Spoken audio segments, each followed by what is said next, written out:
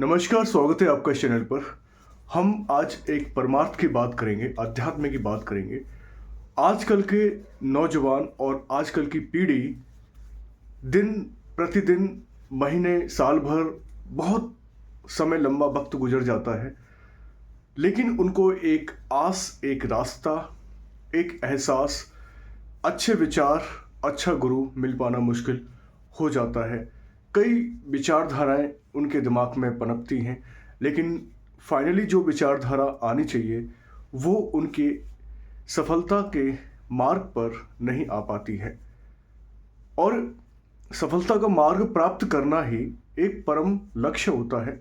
अब सफलता का मार्ग का मतलब यहाँ पर है कि रूहानियत की ताकत को पहचानना है, उस शब्द को पहचानना है, उस नाम को पहचानना है जिसकी वो तलाश में है। आजकल का इंसान उसकी तलाश में कम है और मन, हमें, मैं, हम, अहंकार, इन शब्दों में पूरी तरह से चकनाचूर होता जा रहा है। हम बरसों पुराने इतिहास को उठा के देख लेते हैं। कई सारी ग्रंथ हैं, वेद, उपन्यास, उपनिषद, आरण्यक, ब्राह्मण ग्रंथ, ऋग्वेद, सामवेद, यजुर्वेद, अथर्ववेद।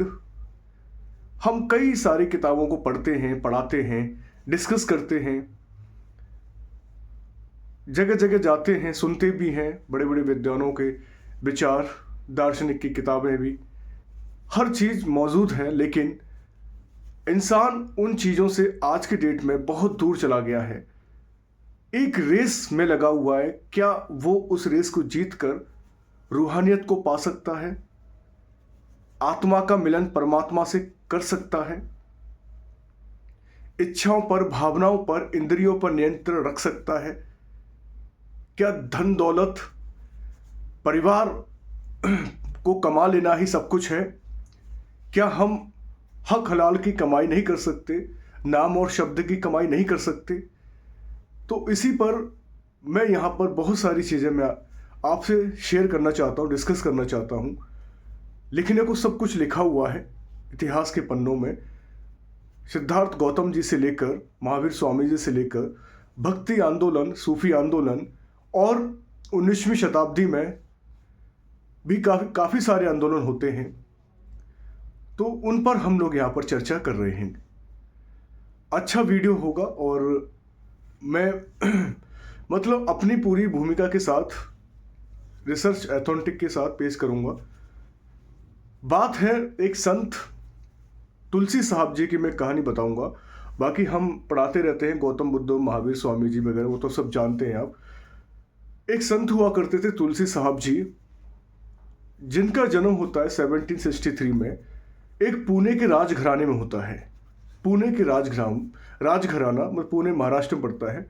तो पुणे के राजघराने में उनका जन्म होता है और काफ़ी संपन्न, समृद्धशाली, उच्च ब्राह्मण कुल से मतलब ताल्लुक़ रखते थे। अचानक उनको एक दिव्य ज्ञान प्राप्त होता है और उनको लगता है कि जैसे गौतम बुद्ध ने अपने पिता और अपने महल, अपनी मौसी जी, अपने रिश्तेदारों को छोड़ दिया, उसी प्रकार मैं ये सब त्याग कर दूंगा और मैं त्याग का व्रत रखूंगा। मुझे इन मन, भावनाओं, रिश्तेदारों में नहीं पड़ना है, मुझे आगे निकलना है। अब अंदरूनी ज्ञान आ जाता है उनके अंदर। संत तुलसी साहब, तुलसीदास नहीं बात कर रहा मैं, तुलसी साहब की बात कर रहा हूँ 1763 में, जो अपनी देह त्याग देते हैं 80 वर्ष की उम्र में। उनको अचानक दिव्य ज्ञान मिलता है, संत तुलसी साहब। अब संत तुलसी साहब के कई सारे यहाँ पर शिष्य होते हैं, जिनमें से एक हैं श्री शिवदयाल महाराज जी।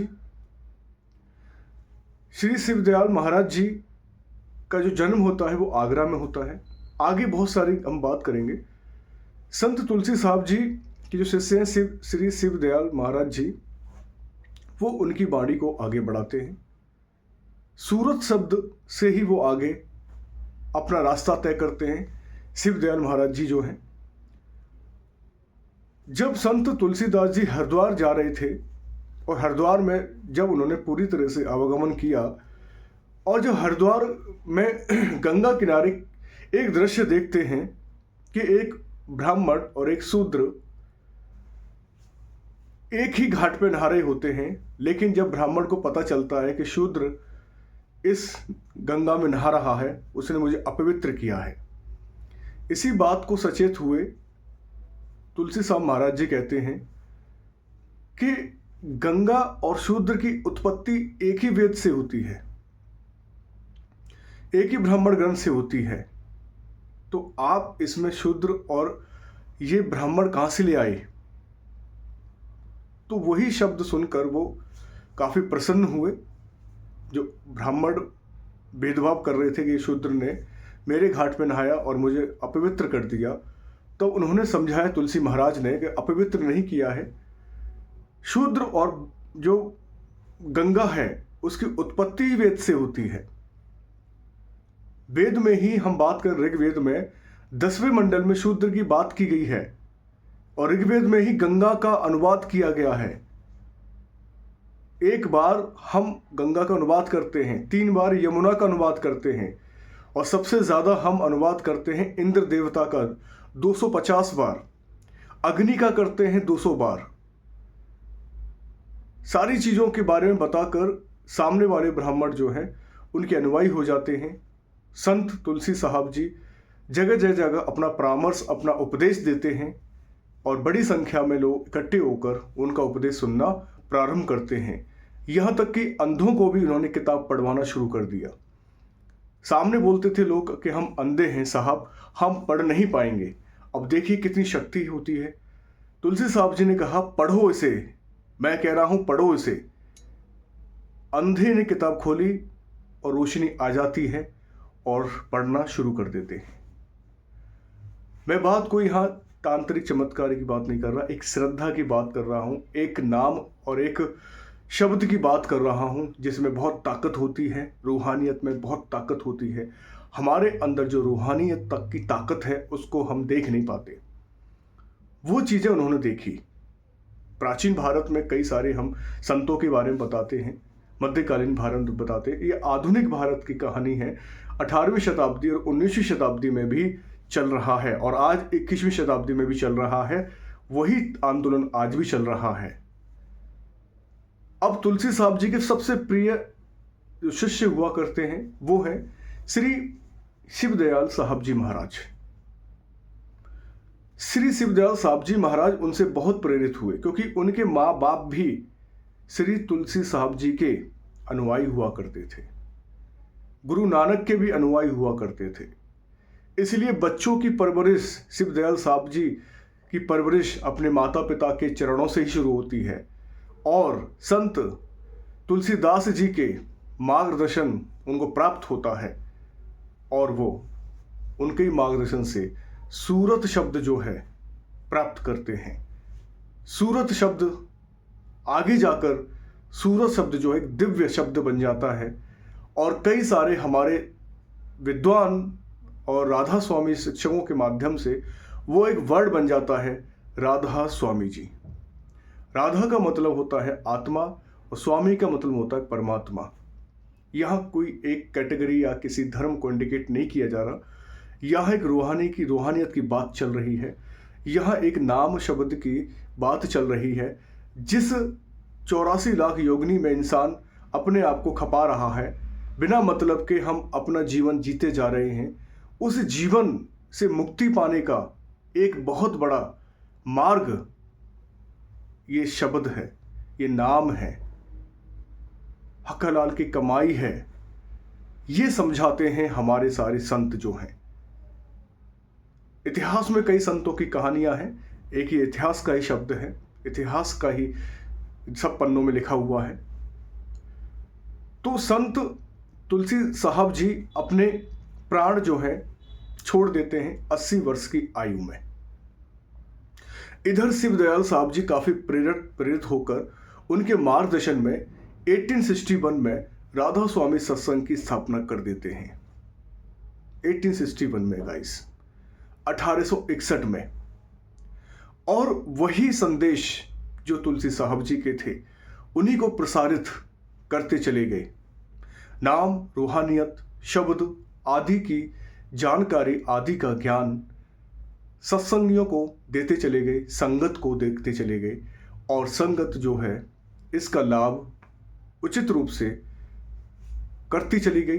भजन सुमरन एक माध्यम बन गया, वो जिसने कर लिया वो पार लग गया। बहुत ज़्यादा इस पर बल दिया गया। भजन सुमरन, ध्यान लगाना, अपने मन को नियंत्रण रखना, अपने अहम को नियंत्रण रखना और अपने जो दिखावा है, मैं और हम और होमे जैसी भावना है, उस पर भी नियंत्रण रखना एक तरह से नाम शब्द की कमाई कहलाती है। भजन सुमरन, ध्यान, नाम और शब्द, यही एक संदेश होता है इस सत्संग का, जो मैं आपको यहां बता रहा हूं कि 1861 में राधा स्वामी सत्संग की स्थापना आगरा में कर दी जाती है। फिर जब श्री शिवदयाल महाराज जी वो पूरी सारी चीज़ें जो हैं संभालते हुए आगे बढ़ते हैं, तो 1891 में ब्यास नदी के किनारे जयमल साहब जी ने वहाँ पर लोगों को संदेश देना शुरू किया। जयमल महाराज जी शिष्य थे श्री शिवदयाल महाराज जी के। संत तुलसीदास जी महाराज जी के शिष्य श्री शिवदयाल महाराज जी, श्री शिवदयाल महाराज शिष्य जयमल महाराज जी। जयमल महाराज जी ने 1891 में अमृतसर, पहले अमृतसर डिस्ट्रिक्ट रहता था, अब तो ब्यास डिस्ट्रिक्ट हो गया है, ब्यास नदी के किनारे ब्यास में ही वहाँ पर कुटिया लगाकर आगे नाम शब्द भजन सुमरन ध्यान का संदेश प्रचारित करते चले गए। हमारे नौजवानों, हमारे इंसानों के अंदर बड़े बड़े लोग, ब्रिटेन, अमेरिका, रशिया, इंडिया के कोने कोने से लोग उनका संदेश, उनका सत्संग सुनने के लिए आया करते थे। जयमल साहब महाराज जी ने पूरे प्रयासरत अपना फर्ज निभाया। उसके बाद महाराज जी आते हैं सावन सिंह महाराज जी। सावन सिंह महाराज जी ने भी आगे का रास्ता तय किया, संगत को अच्छा दिशा दी, संगत को अच्छा व्यवहार सिखाया, संगत को अच्छी बातें बताकर उन्होंने भी शरीर त्यागा। देन फिर बहादुर जी आते हैं, जगत महाराज जी होते हैं वो आते हैं। उसके बाद चरण सिंह महाराज जी आते हैं, और अब जो प्रेजेंट में महाराज जी हैं गुरिंदर जी महाराज जी हैं। मैं आपको बता दूं, ये वंशावली जो मैंने बताई है, ये राधा स्वामी सत्संग ब्यास की वंशावली मैंने बताई है, जो श्री जयमल जी से शुरू होते हुए श्री गुरिंदर महाराज जी तक चलती है। उसके बाद एक वंशावली है राधा स्वामी दयाल बाग, आगरा की वंशावली अलग है। एक रूहानियत सत्संग की वंशावली अलग है। ये तीन हैं, लेकिन निकले एक से ही हैं। श्री शिवदयाल महाराज जी से ही सब कुछ उत्पत्ति हुई है। सब एक ही दिशा में है, सबका एक ही मोटिव है, एक ही मतलब है, एक ही उद्देश्य है। रूहानियत की पहचान करनी है, मन पर नियंत्रण रखना है, और इच्छा वासनाओं पर भी नियंत्रण रखकर आगे नाम और शब्द की कमाई करनी है। हम सब गुरुजनों का एक ही मकसद है। हमारे जितने भी गुरुजन हैं वो हमको सिर्फ एक ही मकसद सिखाते हैं, एक ही चीज़ सिखाते हैं कि हमें आत्मा से, आत्मा का मिलन परमात्मा के साथ करना है। मतलब हमें एक हक हलाल की कमाई नाम, सुमिरन, भजन और शब्द की करनी है। सूरत शब्द देखना है, प्रेम व्यवहार बनाना है। कई सारे प्रश्न मैं जाता रहता हूँ, मैं सुनता रहता हूँ, ऐसी बात नहीं। मैं अगर मिडिवल में पैदा होता तब भी जाता। आज 19th सेंचुरी का जो सत्संग फरमाया जाता है और आज 21 सेंचुरी तक वो चल रहा है। तो बहुत बड़ी बात है कि 200 साल से लगातार 200 साल हो जाएंगी 2061 में, और लगातार ये काम एक चरम सीमा पर पहुंचता नज़र आ रहा है। पहले कुछ मुट्ठी भर लोगों से शुरुआत हुई, आज एक बहुत बड़ा एम्पायर बन चुका है। मतलब पूरी तरह से डेडिकेशन है, एक डिवोटी है, एक भक्ति मार्ग है, एक शक्ति मार्ग है कि आत्मा का परमात्मा से कैसे मिलन हो सकता है। कितनी अड़चनें आती हैं, क्या क्या अड़चनें आती हैं, क्यों समस्याएं आती हैं, क्यों परेशानी आती हैं, इन सब का मार्गदर्शन हमारे बाबा जी, हमारे गुरु जी, हमारे संत, हमारे परमात्मा महात्मा वो सब करते चले जाते हैं। हमको खुद पता नहीं चलता कि हमारे साथ आज अच्छा हुआ है। हम बस एक मालिक की शक्ति के लिए, बस उसकी शक्ति के अधीन हम चल रहे हैं और वही हमारी हर समय मदद करती है। बस आप मालिक से कुछ मांगो ना, जो आपका कर्तव्य है, जो आपकी रूहानियत कहती है कि ये सही कर्म है, उसे करते चले जाना है। कई प्रश्नों के संकलन होते हैं, कई प्रश्नों का संग्रह होते हैं। इंसान, मनुष्य अचंभित हो जाते हैं कि इन प्रश्नों का जवाब कैसे दें। एक बात मैं आपको बताना चाहता हूँ। एक 7 साल का बच्चा हुआ करता था, वो तो उन्होंने मतलब 7 साल से 70 साल तक की जर्नी काटी। रूहानियत का पता कर लिया था उस 7 साल के बच्चे ने। मतलब आत्मा का मिलन परमात्मा से कैसे होता है, ज्ञान की प्राप्ति कैसे होती है, भक्ति मार्ग क्या होता है, तो वो सब कुछ जान लिया था उस छोटे से बच्चे ने। मैं बात कोई द्वापर की या सतयुग की नहीं कर रहा, मैं बात कलयुग की कर रहा हूँ। कुछ चीज़ें मतलब छुपा दी जाती हैं, बताई नहीं जाती इस चीज़ में। तो 7 साल से 70 साल तक का जो उनका सफ़र रहा, उन्होंने उस सफ़र में कई सारे मतलब जो अनुयायी थे उनका उद्धार किया, उनकी आत्मा को परमात्मा तक पहुंचाने का कष्ट किया। तो बहुत सारी चीज़ों पर उनका आशीर्वाद रहा। बहुत बड़े बड़े संत आज भी उस परमात्मा के लिए जी रहे हैं, उस शक्ति के लिए। भजन, सुमरन और ध्यान एक बहुत बड़ा माध्यम है इसके लिए। हम तभी सब कुछ कर पाएंगे जब हम अपने अंदर की इंद्रियों पर नियंत्रण रख पाएंगे। इंद्रियां अगर वश में नहीं है, मन वश में नहीं है, तो भूल जाओ कि हम कुछ कर सकते हैं।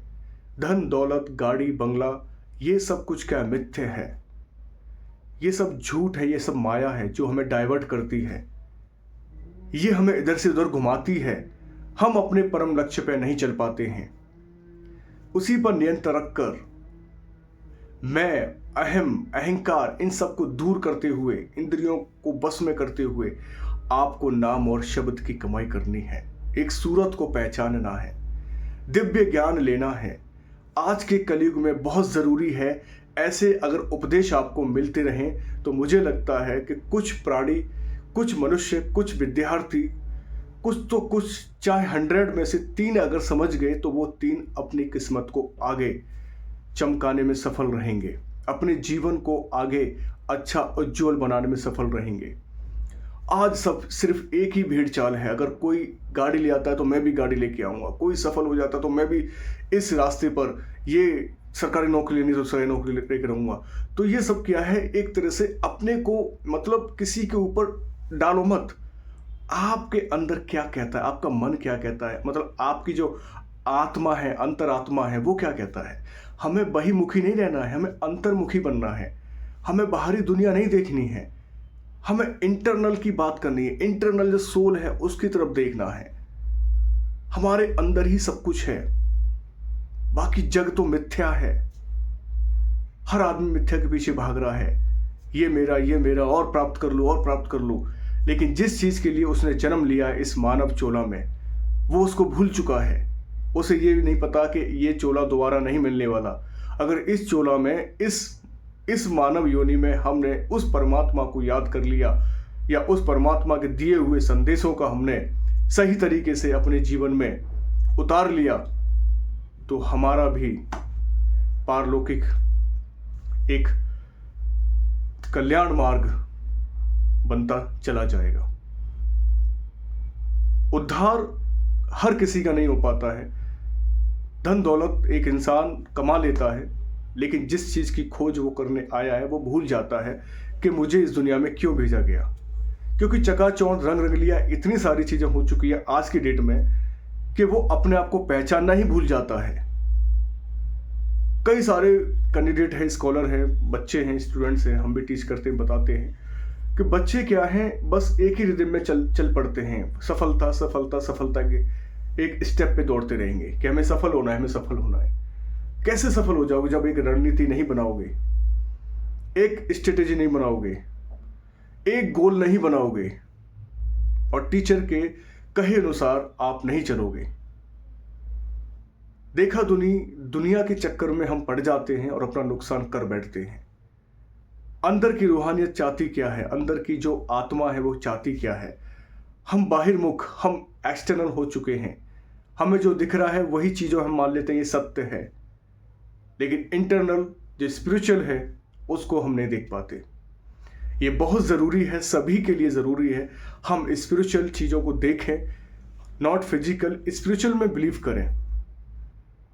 स्पिरिचुअल में बिलीव करोगे तो आगे अपना रास्ता तय करोगे।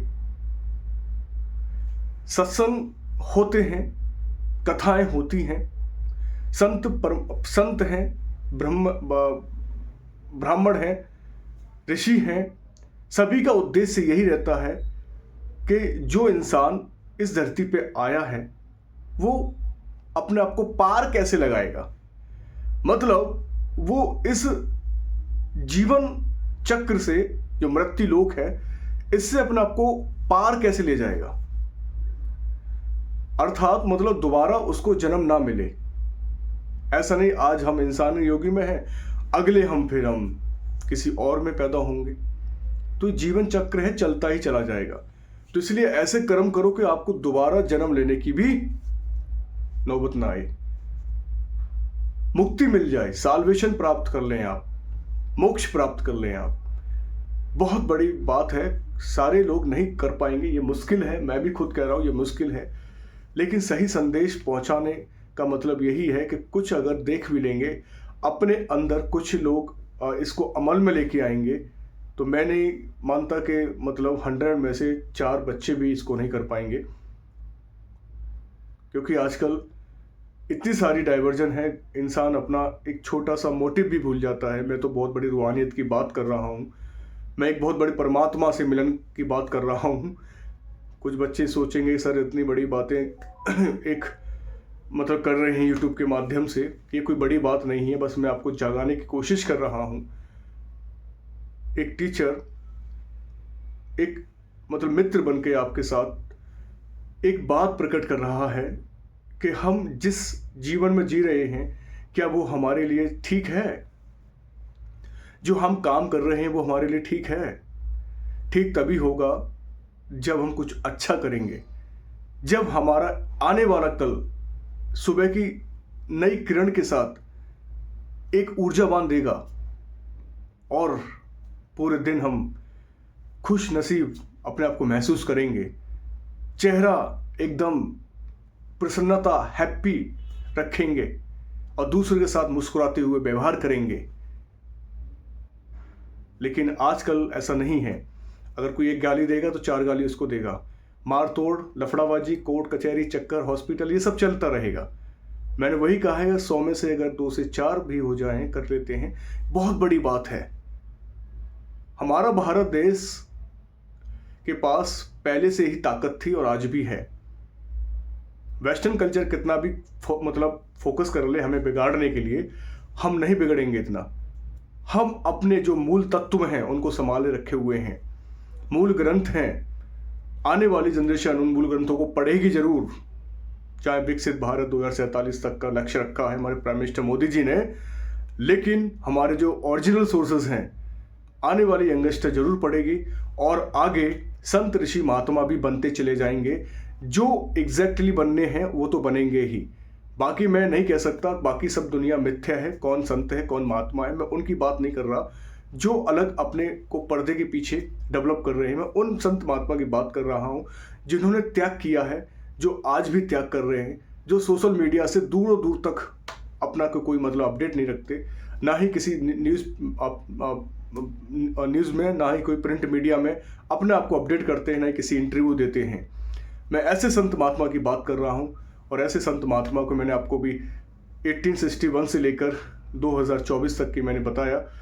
5-6 संत हमारे रहे हैं, और आज जो संत हैं हमारे बाबा जी हैं, गुरुंदर सिंह जी, अपना काम तौर तरीके से कर रहे हैं। कोई भी ज़्यादा सोशल लाइफ में नहीं रहते, कभी किसी न्यूज़ वाले को इंटरव्यू नहीं देते, और ना ही किसी राजनीति पार्टी से ताल्लुक़ रखते हैं। तो ऐसे संतों को तो सत सत प्रणाम और सत सत में कोटि कोटि सत सत नमन करता हूँ, क्योंकि जो देखा है वही मैंने बताया है, और जो मैंने पढ़ा है वो भी सब कुछ है।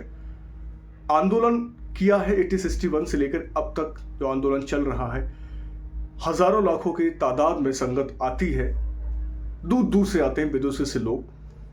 भाटी सेंटर दिल्ली में हम भी गए थे, अभी 1-2-3 मार्च को हुआ था, तो वहीं पर हम लोग 3 दिन रहे, स्टे किया। तो बहुत एक रूहानियत जैसी ताकत एक फील होती है कि संसार में लोग कर क्या रहा है, किस लिए आया है, क्या पैसा धन दौलत रिश्ते बनाने के लिए आए हैं क्या, है ना। तो हमें परमात्मा की खोज करनी है, हमें ध्यान लगाना है, एक जगह बैठ के ध्यान लगाना है, भटकना नहीं है, नाम और शब्द की कमाई करनी है। गुरिंदर महाराज साहब हमारे गुरुदेव बाबा जी हैं, और जो पूरी तरह से एक तरह से डिवोटी हैं हमारे राष्ट्र विकास के लिए, राष्ट्र के विचारों को आगे ले जाने के लिए। यंगस्टर्स और जो बुजुर्ग हैं, बच्चे हैं, उन सबके एक बहुत बड़े एक संत हैं। सबकी नज़रों में परमात्मा के विचार प्रकट करने वाले एक रिप्रेजेंटेटिव ऑफ गॉड हैं। तो ऐसे संतों के प्रति सद्भावना रखें, उनको आगे हमेशा के लिए ईश्वर रखे, और ऐसे ही संदेश प्रसारित करते चले जाएं। यही हम और आपका एक उद्देश्य है। हम भी उनके संदेशों को आगे बढ़ाएं, और ध्यान जरूर लगाएं, मेडिटेशन जरूर करें, भजन करें, सुमरन करें। बहुत ज़रूरी है इन चीज़ों को अमल में लाना। फोकस इसी पे करें, देखना आपकी ज़िंदगी बदल जाएगी।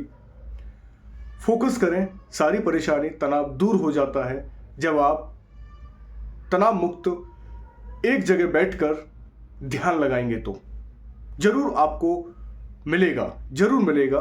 ध्यान लगाने को कोई चार्ज नहीं है, कोई ये नहीं कि आपको कहीं और जाना है। घर बैठ के आराम से, परेशानी तो होगी 1 दिन, 4 दिन, 1 महीने, 2 महीने, लेकिन इतनी परेशानी नहीं होगी। आपका रूटीन बन जाएगा, और आप उस लेवल पर अपने आप को रिप्रेजेंट भी कर सकते हो। बस मानवता के लिए जिए। संसार में सब कुछ छूटा है, याद रखें आप। सिर्फ मानव कल्याण ही सबसे बड़ा सर्वोत्तम मार्ग है और रहेगा। बस मैं अपने शब्दों को विराम देता हूँ। अपना ध्यान रखिए, ख्याल रखिए। नमस्कार, जय हिंद, जय भारत।